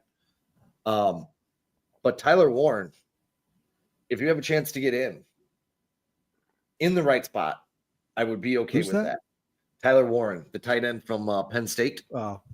He is an absolute absolute I know you like Tyler beast. Booker a lot, right? And you guys, we're gonna do a show down the line here where we get into the entire draft, and we'll start give you guys our pre-draft rankings and where we think the Bears realistically, who we think could fall to the Bears and who they can draft. I don't think the Bears have as many holes as Mike Ross thinks that they do. I'll talk about that in a second. Here, I'll tell you this: the one guy, and again, I'm not sure where he's going to be drafted. But a guy out of Wisconsin by the name of Jack Nelson. While I'm building my board, I ran across this guy, man. His tape is phenomenal in pass protection. He knows how to get it done. His hand placement. Charlie, you want to tell everybody his position before? He's a left tackle for the Wisconsin Badgers currently. He is a guy that, his traits are his chest, his arms, his grip. They said he is one of the best left tackles in this draft that can control reps, even against more athletic opponents. That is something that the Chicago Bears were missing in a Braxton Jones. This guy has excellent pad level. I really, really like this kid. And I'm just starting to build the board a little bit, and I'm trying to find where these guys are going to be drafted. And I haven't got that far yet. But Jack Nelson's a guy who came across the board, and I was like, wow. So then I started watching him, watch his YouTube tape, watch how he uses his pad level, watch his hands, watch his athleticism for a guy that doesn't look to be athletic at his size. So he's a guy. You like Tyler Booker as well, right? That was a guy. I love Tyler. If he could fall to the second round, that should definitely be in. And the Bears have a great opportunity with these 8 draft picks. Yeah, trade up. I mean, if you have to do it, do it. I mean, at this point, Caleb Williams is the most important thing. The Chicago Bears. You got to find a way to protect him. If that means you got to trade a draft pick away to get back to the end of the first round or early second round, then do it. Yeah. Whatever you got to do to put an offensive line in place to protect this poor kid who just got sacked 68 times. Yep. You got to do it. I don't care. There's right now for Ryan Poles, this is pretty much his last shot, right? So do what you got to do to make sure that this offense scores 30 points a game. And I'll be honest, we're gonna, guys, and Kyle just touched on this. We're gonna do a draft show with Brando and Dustin, and we're gonna give all of our thoughts. The guys, I have a feeling that draft show is gonna have a lot of alignment on it. There'll be a lot of offense that draft show. And Sean, we talked about a guy like Sweat from the Eagles that they could possibly sign opposite Montez Sweat, and you could have the Sweat brothers on the ends there, and that would be awesome, dude. I think that would be a great move for the Bears. Sweat's playing a limited basis in Philly there, and he's still finished with 9 sacks this season. Yeah. I think he ended up with. That's a guy you could bring him here and maximize his potential. And I agree with Trey, man. The offense never did seem in sync until late in the game, and there is a lot of talent on the offensive line. On the offense as a whole. Except for that line, and I told you this the other day. I think they need to replace 4 guys on that line. Yeah, and Sean, this is what I was talking about with that comment. And really quick, I would like to sign Matt. I would like to re-sign Matt Pryor. I thought for everything he did as a backup, if someone gets injured, I think that guy is more than serviceable. I'm a Matt Pryor fan. So yeah, and to Mike's point earlier about there's too many holes in this offense. You guys, I don't know how many holes are really in this offense. I don't know if it's so much as there's a bunch of holes in this offense, or if everything is ran around the offensive line, and the Bears didn't have a strong enough offensive line to really see what the potential of this offense was. I mean, I don't think any team in the NFL would complain about Rome Dunze, DJ Moore, Keenan Allen, DeAndre Swift, Cole Kmet, and Caleb Williams. But if your offensive line can't hold long enough for these guys to complete the routes, for Caleb Williams to complete a 7-step drop backs, so that there's no way you're ever going to know what the ceiling of this offense was, right? Not to mention, Sean, on top of that, the offensive line, the coaching never really put this team in a position to maximize their potential, right? We saw the scheme to begin the season with this team was awful. I mean, it was everything opposite we thought it was going to be. I mean, instead of Roman Dunze, it was DeAndre Carter on the field. Instead of Cole Kmet, it was Gerald Everett. I mean, the fact that it took the Bears 3-4 weeks to figure out that those guys were not the guys to be using is pathetic. It's sad. And the Bears, I think, like I said, you guys, with a different coach, even with the offensive line, if the Bears had a different coach, a guy like Ben Johnson, I think this offense would have scored more points and would have been a more prolific offense. I don't think that's even a question. I mean, that's not even a question. It's undoubtable. Mike, I think he was phased out of the game plan. Yeah. I think that's what happened to Cole Kmet. I don't know, man. I don't know if they had an option. Yeah, like Mike, I think Cole Kmet had to block. I think their offensive line was struggling so bad. He wasn't really good at it. Yeah, he had to stick back and I think they did it with all of it. Mercedes Lewis wasn't very good at it. He had a plethora of holding penalties. That's basically all he did for the Bears. And Gerald Everett's certainly not a good blocker. So the Bears need to. That's a good point, Mike, because I think the Bears, when they pick their next second tight end, their next backup tight end, and unfortunately Gerald Everett signed to a 2-year contract, but I think ultimately he's going to be cut. But when they pick their next backup tight end, it needs to be a guy who can block. And I'm not talking about a 42-year-old who can block. I'm talking about a young athletic tight end who can block. A guy like Washington and Pittsburgh. The Bears need to think about picking up a guy like that because and offensive line needs help.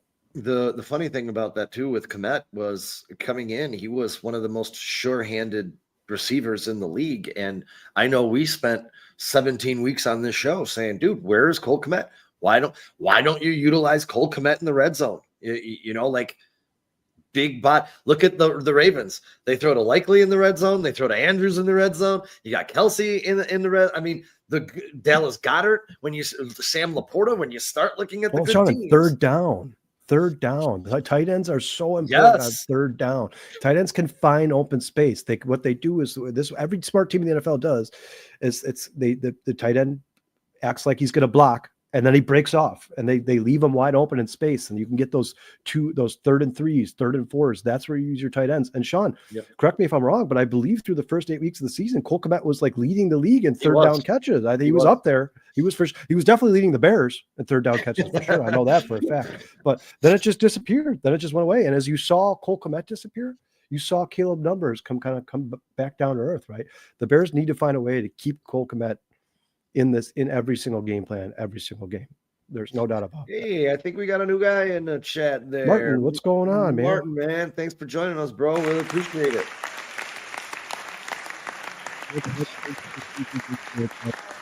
Yeah, you know what? But Martin, wouldn't you say that's kind of a testament to Caleb Williams and this team? I mean, with all the changes they went through this season, I'm surprised they weren't 0-17. I mean, it's just it's never ideal to have 3 different offensive coordinators and 2 head coaches in the same season in which you just drafted a rookie quarterback. I mean, the fact that Caleb Williams' numbers were what they were is a miracle, an absolute miracle. Can you guys Caleb Williams' numbers if he had been drafted to a team like, say, the Lions? Can you imagine Caleb Williams' numbers if he had been on the Detroit Lions with that offensive line, Amon-Ra St. Brown, Ben Johnson, Sam Laporta, Jameson Williams, Jahmyr Gibbs, Dave Montgomery? I mean, he would have been one of the best quarterbacks in the NFL this season. It's just the Bears had so much dysfunction and were in such a terrible place that they really held Caleb Williams back. He should have had a much better season this year, no doubt about it. Mike Florio came out today too on the Bears coaching search and said that they're biting off a little bit more than they can chew. They're up to 16 candidates right now.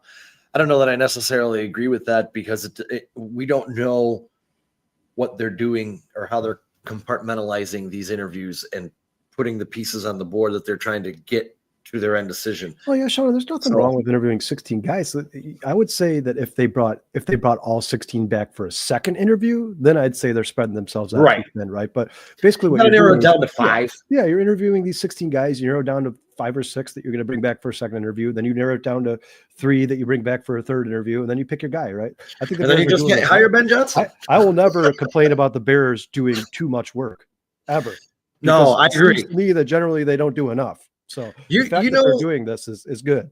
Here's a thing that I found today, and this came from ESPN, and I found this, and I don't understand this at all. The pass block win rate for the Bears was 60%, and it ranked 15th in the league. Their run block win rate was 73rd% in the league and 8th. That's saying that the Bears had a much better offensive line than what we're giving him credit for. But I'm sorry, man. I watched that team, and that Once cake again, don't bake. what offensive line are you talking? Which one of the 68 different offensive line combinations are you talking about? I mean, people say this all the time. Bears offensive line is better than you think. Which offensive line? Which one are you talking about? I agree, Plank. Every single offensive lineman on the Bears missed time this season, guys. Every single one. So which offensive line are you referring to? You want to know what's funny about this whole thing with McCarthy?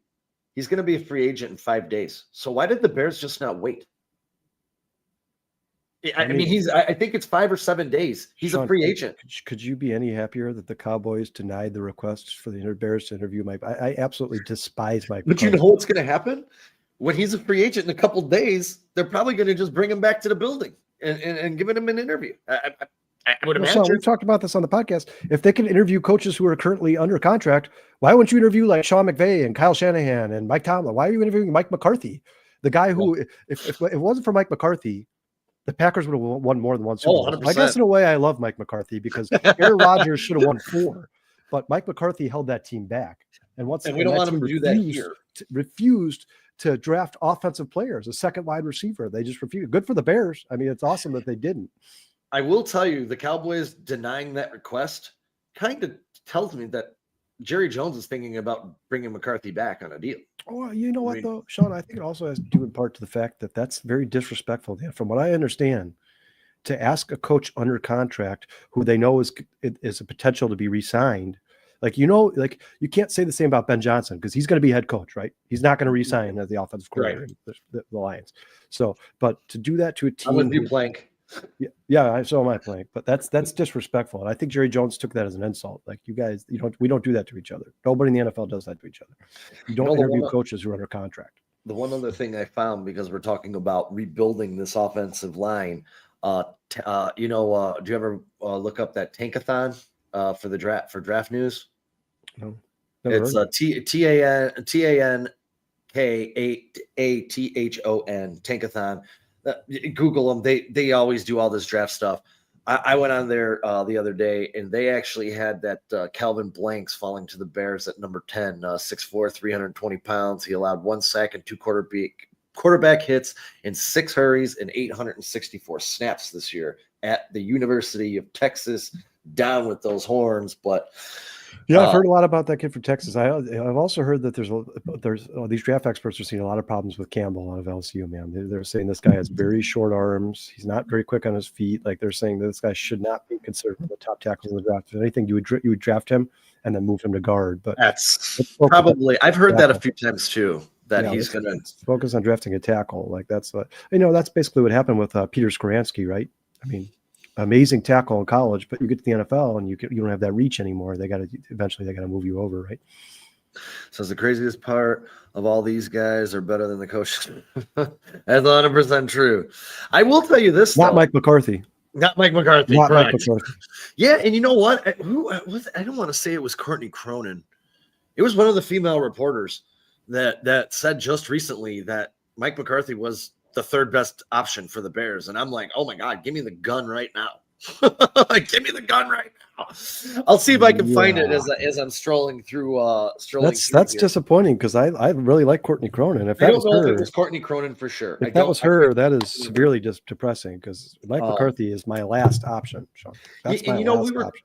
We were talking about this whole head coaching thing, and McCaskey did say that the structure here is vertical.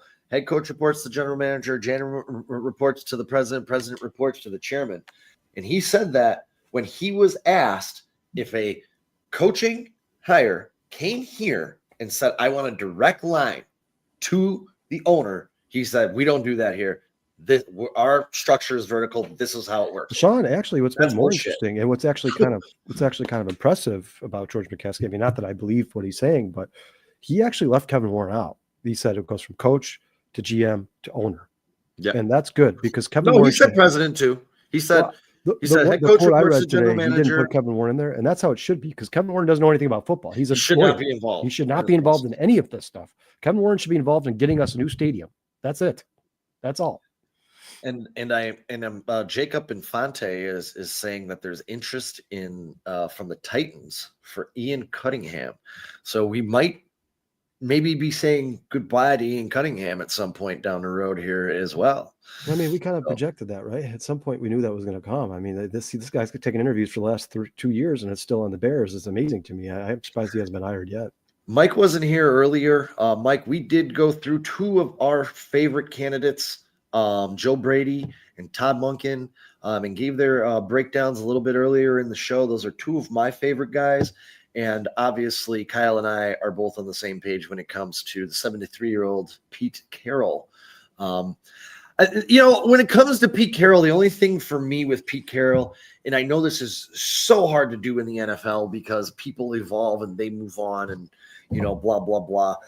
But with him being 73 years old, I would like a Sean McVay or a Ben Johnson or something like that, an up-and-comer to come with him. That is underneath him, so that when the 73-year-old man decides to retire, or God forbid, has some medical issues, that guy would take over for the team. Yeah, if you interview Pete Carroll, you need to ask him what his plan is as an offensive and defensive coordinator, no doubt about it.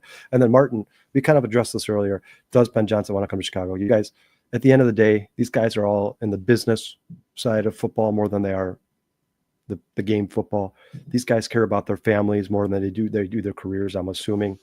If Ben Johnson's offered the right amount of money, he will come to Chicago. If Chicago says, hey, it's a blank check, write down how much you want, we'll give it to you, all of these guys will come to Chicago. From what we've understood, from what we've heard, the Bears are saying it's going to be a blank check.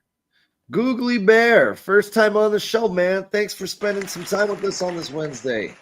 Really appreciate it. Unfortunately, the applause ended, but I think you're going to get some end. There they are.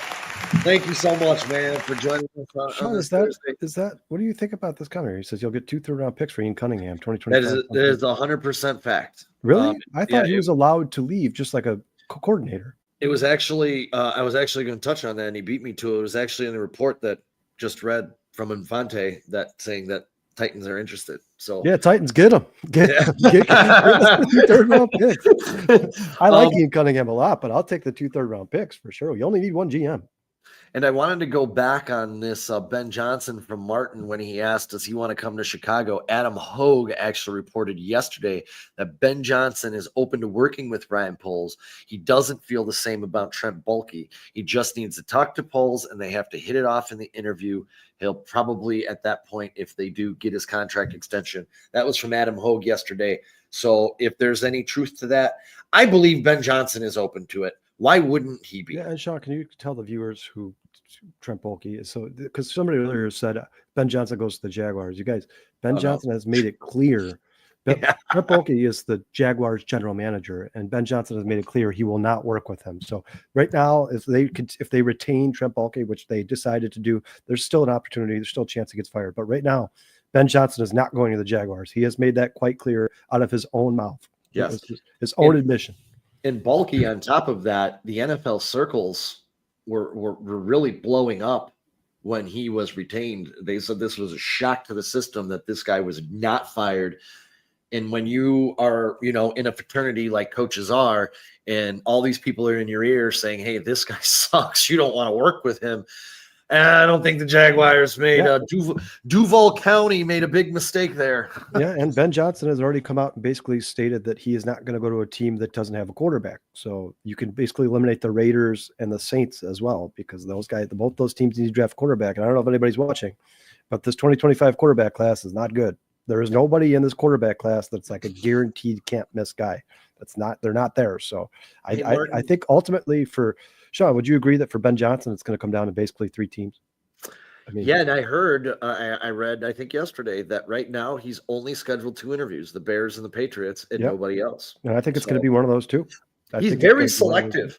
He should be. He seems a little bit like a diva, but I'm okay with it. Well, Sean, but he knows his system, and if he doesn't believe that a team is capable of drafting a quarterback who can run that system, why would you go to that team? He thinks Drake May. Yeah, he thinks Drake May and Caleb Williams are capable of running his system. So why wouldn't he narrow it down to those 2 teams? He should. He absolutely should. I'm a little bit higher on Drake May than some of the other guys on the panel. I think that Drake May is going to be a very good quarterback in this league, and he has a little Josh Allen vibes to me. Size, runs, arm. As he evolves, dude, he's going to be really good in this league. Yeah, man. I think all 5 of the quarterbacks are going to be good, Sean. I really do. My answer to you, Martin, on this: do you think Ryan Poles deserves? I'm thinking a chain. I think he meant to say chance to be the GM, even though he hasn't drafted a Pro Bowl in the last 3 years. My answer is no, Martin, and I've been very firm on this on all the shows we've been on. Unfortunately, we don't have a choice in this matter. Well, and Martin, we've also talked about this. We talked about this on Monday's show real quick, not to go down that path again. But first of all, you got to be careful with the Pro Bowl thing because by all accounts, Torrey Taylor should have made the Pro Bowl. Should have been a Pro Bowl. So when you're on a losing team, your opportunity to make the Pro Bowl goes down drastically. Like Sean, another guy, he didn't draft him, but Ryan Poles signed TJ Edwards, and TJ Edwards should have been in the Pro Bowl last year. Yeah. Not even a question. He was one of the best linebackers in all football. And here, another thing that we've talked about on this show, really quick, Kyle, too, before we move on from that, Kyler Gordon is another one that should have made the Pro Bowl. 100%. Kyler Gordon, I think, is the best nickel corner in football.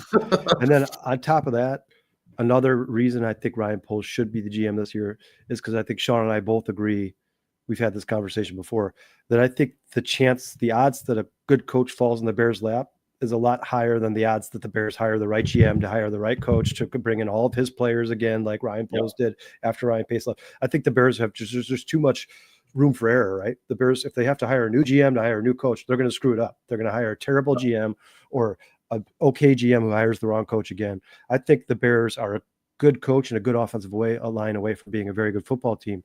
I think you got to run it back with Ryan Poles one more year. And I don't love Ryan Poles. Let me get that out there to start by saying I don't love Ryan Poles. I don't. I wish the Bears would have hired Omar Khan when they were deciding between Omar Khan and Ryan Poles. I wish they would have gone with Omar Khan. Unfortunately, he ended up on the Steelers. He's doing a great job over there. He's doing a really good job. Poles is letting guys like James Daniels, Omar Khan signing them. Like, this is I think we got another new guy here, James Kelfier.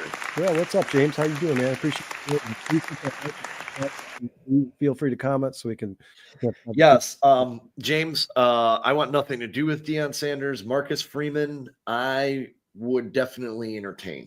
I would. Yes, 100%. Marcus Freeman is really impressed me. I have never heard a bad word spoken about Marcus Freeman. No, not one word. Unfortunately, nothing guys, negative ever. Unfortunately, guys, and I mean this wholeheartedly, Marcus Freeman, I think, is destined to become an historic, iconic coach at his alma mater in Columbus, Ohio. I think, well, or if he stays at Notre Dame, he could be the next. If he did stay there. If he did stay there. I mean, Notre Dame is no small school. I mean, it's not like they don't have any Notre Dame. No, Notre Dame is prestigious as it comes, 100%. If he continues to do what he's been doing at Notre Dame, there's a good chance Notre Dame could win the college championship. If he continues to do that, if I were him, I would never leave because they will give him a blank check. Eventually, they will give Marcus Freeman a blank check. If he continues to do what he's doing at Notre Dame, he'll get paid more at Notre Dame than he will in the NFL. Googly Bear throws out Ricky Stromberg, offensive lineman, experience 2 years, 6'4", 24 years old, 313 pounds, out of Arkansas. I like Stromberg. I do. I don't know. We got to do something. And I really have to get into the free agent class and see if there's any experienced centers out there that the Bears could sign, because I am with Kyle on this one 100%. I think that we need to sign an experienced quarterback or center for our young quarterback. I think without a doubt, I think that should have happened. Yeah, you can't go through the growing pains of a rookie center, guys. You can't. Yeah. You don't have enough time. You can't let a center come here and let a bunch of sacks happen in the first QB quarterback pressures happen in the first 6 weeks of the season while he's trying to learn the NFL. You just don't have that luxury. The Bears need to be a better veteran center. And Martin, you say my last question is what happened to Brisker. We talked about this on Monday. Jaquan Brisker right now, unfortunately, guys, for him, prayers out to him and his family. He is still on concussion protocol, and that's not good for him, man. There are talks that his career could very well be over. And that would bring another need, a need for the Bears at the safety position. Yeah, and no fault to Ryan Poles. I mean, you can't control injuries, guys. There's nothing you can do about that. This gentleman here just asked me about Jake Majors, and I'm going to be honest with you. I believe I did a draft profile on him. I'm trying to find it. I am a fan of Jake Majors, excuse me. I very much am. Did I not? Maybe I didn't do my write-up on him yet. Well, you guys are getting my hopes up for this draft because Sean's liking everybody that's coming in the comments here. Well, he's another Texas kid, and Texas. Here we go. The 37th pick right here. Here it goes. 37th pick. I would definitely consider center Jake Majors out of Texas. He is currently the number 1 ranked center at the moment. He's allowed 0 sacks, 2 quarterback hits, 12 hurries, and 908 snaps so far this year. He had a PFF grade of 72.9 overall. And you know what they can do? The Bears could still sign a veteran center to a 1 or 2 year deal, and then draft a center and let him grow underneath. Well, learn and sit on the bench and learn and experience the NFL and start to let things slow down. You can't start a rookie center this year. I'm going to implore all of you guys tomorrow, because I know, Kyle, this is going to go against everything that we've talked about our first pick.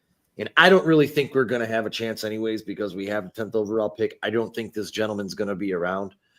Watch Abdul Carter tomorrow for Penn State versus Notre Dame. I think Notre Dame's going to win that game, but that dude is an absolute animal.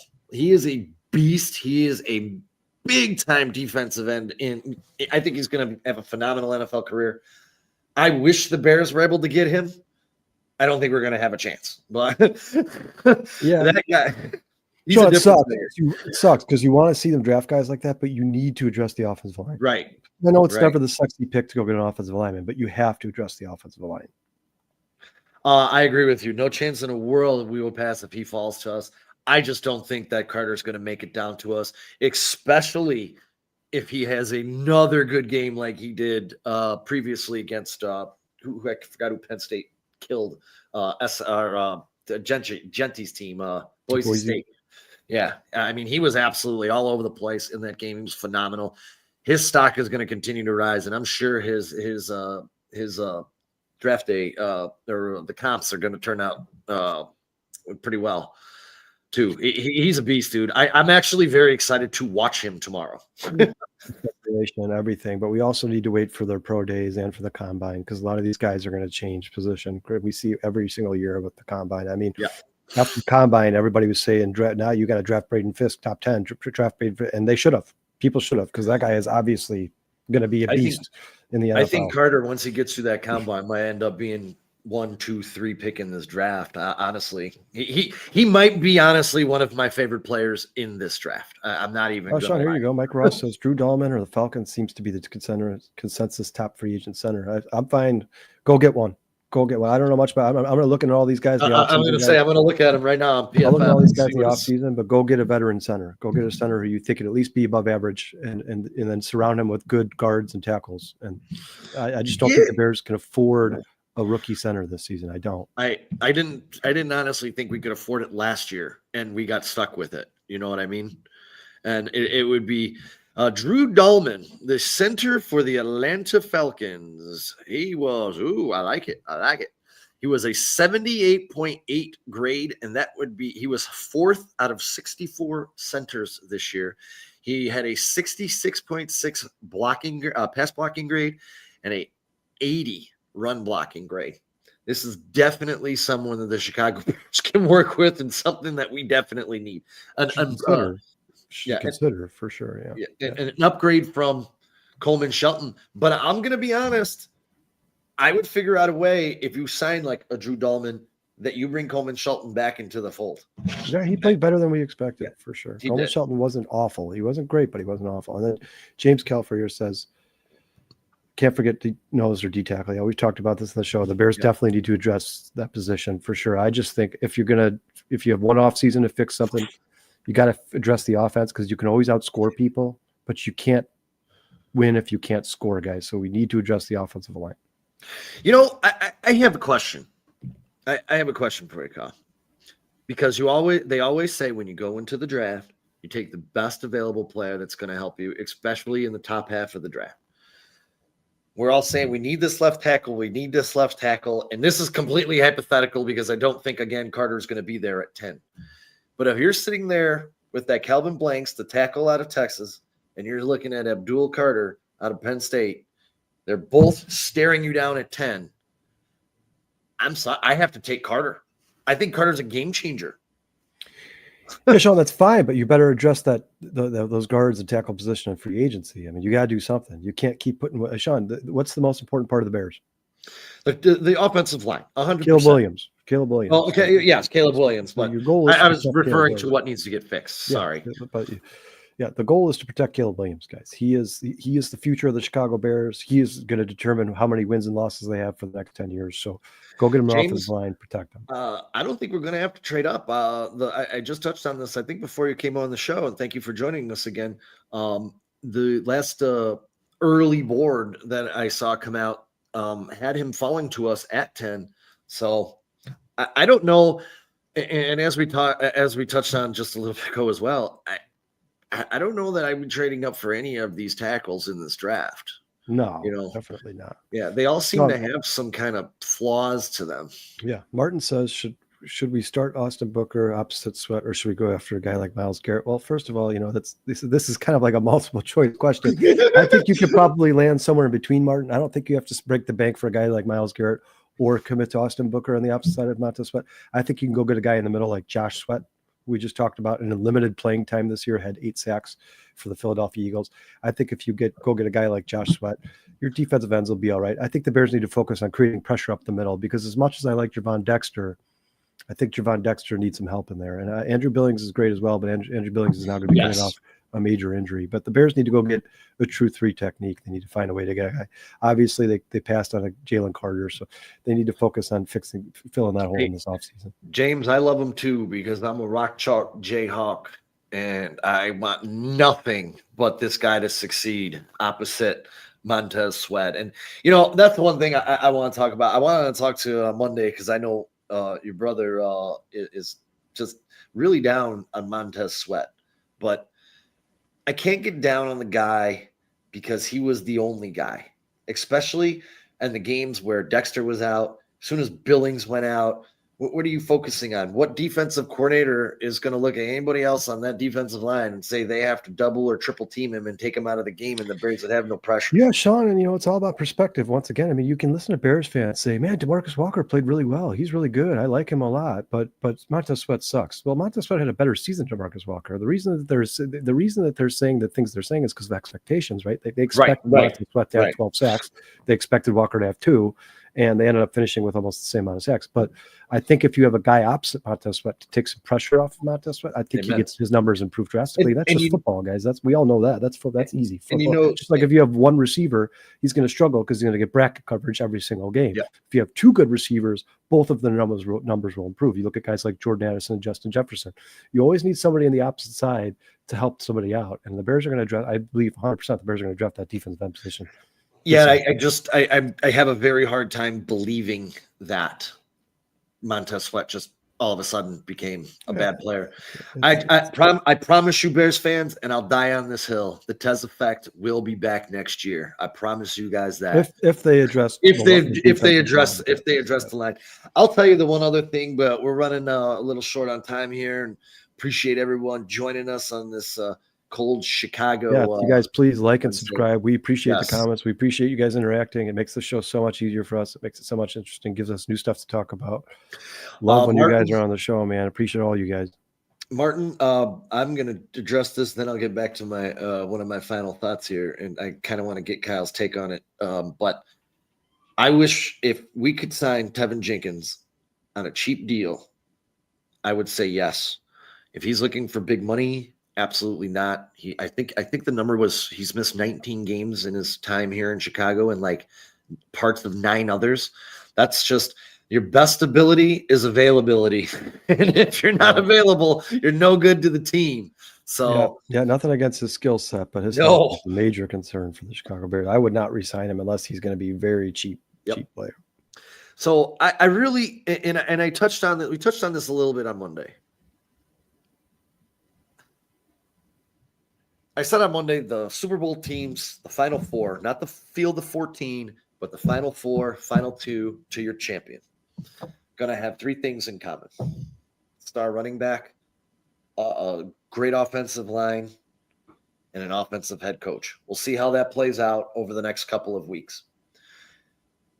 When it comes to this new offense that's going to come in here, and you look at, obviously, Detroit with Sonic and Knuckles, and you can even say that with Pacheco and Hunt. I mean, they're obviously not as effective, or good, but I personally really, really think the Bears need a better running back in between the tackles. It's just not the strength of DeAndre Swift.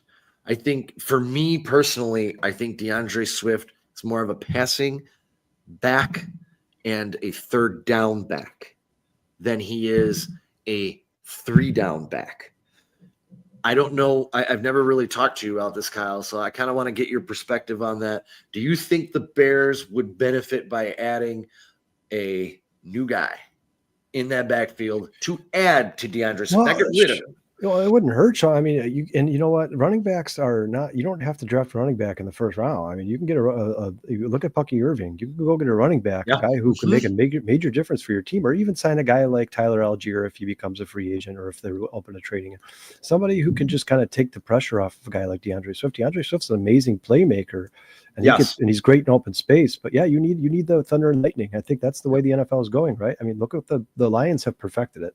I mean, it sucks because we're talking about a guy that Ryan Poles could have re-signed in David Montgomery. But you need that David Montgomery type player for sure. Absolutely. And I think the Bears will probably do something like that in the offseason. I don't know if it's going to be the draft or free agency, but I think somebody like that is going. No, Mike says James Conner is free agent. He is not a free agent, Mike. No, he re-signed already. 2-year extension with the Arizona Cardinals. So he is not going to be available. I wanted to say, hey, Martin, no problem. We appreciate you more than you ever know for coming out. We'll answer your questions. And I have the Bills in the Super Bowl, but I'm going opposite of the field, and I'm going to go fly, Eagles, fly. Yeah, so Martin, you and I have the same Super Bowl prediction. I have the Buffalo Bills versus the Detroit Lions. And you know what? I'll say this, guys. I think the Ravens are a really tough team to beat, but I'm biased, and the Buffalo Bills and Detroit Lions are my two favorite teams left in the playoffs besides the Rams. And the Rams are not going to get to the Super Bowl. So I am choosing the Bills and the Lions for sure. The Bills and the Lions. Yeah, I think that was when we did this on Monday. I think that was the consensus. I was the only one who went Eagles, Bills. I think somebody else, I think the other guys, your brother took the Chiefs and the Lions, I think. I can't remember what Dustin took. I think Dustin took the Lions. I can't remember the AFC team. It was either the Ravens or the Chiefs. I'm pretty sure he took the Chiefs as well. So it's very interesting. It's very interesting. We're going to continue. We're going to continue on this football talk. Look for us. If the Bears made a hire tomorrow, we would definitely pop up on here and talk about it. Yeah, real quick, Sean. Somebody asked earlier, when do you think the coaching hire will happen? I don't think it'll happen until after the Super Bowl. I agree. Because right now the Bears are not allowed to interview Ben Johnson face to face. It's only via Zoom. So I think they will wait to get the opportunity to interview him, bring him into the building before they make their coaching hire. Just because Ben Johnson's such a strong candidate. I think if Ben Johnson was a guy that got kind of on the outside, the Bears were focused on like just Pete Carroll, Mike Vrabel. I think that hire probably could come before the end of this whole season, including the playoffs. But with Ben Johnson being one of the favorites, I don't think this decision will be made until after the Super Bowl is finished, guys. Yeah, and especially if Detroit goes to the Super Bowl. Especially if the Lions are in. If Ben Johnson's their guy, I will say within 2 weeks after the Super Bowl, I think we might have a head coach. Yeah. Yep. It's going to be a very fun, interesting offseason for the Chicago Bears, guys, with the free agency money they have, coaching hire, and the draft class. The draft. This is going to be really fun. You know, we've picked on his drafts a lot here in the past, but Ryan Poles has nailed his first and second round picks, and those are the picks that we need to nail, and those players need to be impact players on day one, in my opinion, from wherever position that they draft. These guys have to get out there and they have to perform, because these bad drafts, in my opinion, are part of the continuous dysfunction in the Chicago Bears. It's really realistically, he's actually pretty good in the first, second, fourth rounds. It's the third round that's killing Ryan Poles. The Velus Jones, the Zach Pickens, that stuff has to stop. Your third round pick should be making an impact on your team immediately, right out of training, right out of the preseason. I agree, James. Just sign that check and give it to him. Tell him to fill it out. Buzz up. Hey, what's going on, Ron? Thanks for checking in, baby. We're about to check out, I think. And you guys obviously will have shows before next season, but yeah, James, I think Caleb Williams will be the first 4,000-yard passer for the Chicago Bears next year. Yes. I don't. Even if the team, if they don't find a way to fix the offensive line and the Bears team is not that good, I still think Caleb Williams will find a way to throw 4,000 yards next year. Hey guys, Mike, James, Martin. I'm going through here. Liz, Googly Bear, Plank, Ron, Trey. Man, you guys, breaking news, Bruce, Brandon, Dustin, Trax. Man, thank y'all so much for coming to check out, spend a little time with us on this Wednesday, man. We really, really appreciate it. Oh, and Turd Ferguson makes an appearance right. Hey, Turd, KC and Lions. All right. What's up, Turd? Hey, at my postseason draft, it's KC and Lions, man. I'll have Kelsey, Gibbs, Goff. Who else did I take off those teams? I got Harrison Butker. I got the Chiefs D. Let's go. If that's a Super Bowl, I'm going to be winning this thing. Thanks, Bruce. As always, man. Thanks for being here, Bruce. We appreciate it. As all of you guys know, Bruce is a moderator for us. He does a lot of great work for 4-Star Chicago Sports. I really appreciate him. He's here every show. Yeah, and we appreciate all you guys. Like Kyle said a little bit ago, you guys make this show so much easier for us and so much more enjoyable because it would just be Kyle and I talking to each other, which we do enough already. So, no, unfortunately, Sean has to get out of here, guys. He's got a KU game to watch, and I think I'm going to watch the rest of that Blackhawks game there. Yeah, I'm going to try. Hey, thanks, man. Plank. We appreciate it, man. Yeah, thank you guys, very much, man. Plank. The chat, you guys are phenomenal, man. You guys are phenomenal. Yeah. The last 2 months of 4-Star Chicago Sports, you guys have been absolutely killing it, man. Just killing it. Dennis, what's going on, man? I think too, Kyle and I are kicking the can around and maybe pushing this back a little bit an hour because it does seem like most of y'all chime in a little bit later. So maybe we should start a little bit later so we can spend a little bit more time together.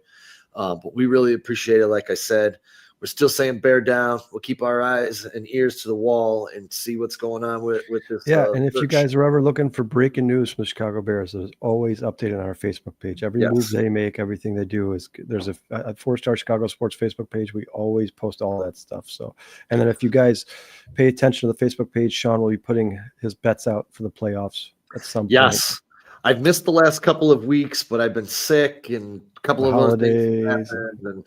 And guys, I'm gonna miss y'all next week because I should be having back surgery next week. So I'm really gonna miss you guys, but I'm gonna try and make it back for the next week. If it's a miracle, if I have that back surgery on Wednesday and I'm here Wednesday night, baby. Yeah, that's not gonna happen. Sean will be all fucked up on painkillers. Like, I think the Lions should definitely sign Ben Johnson as their head coach.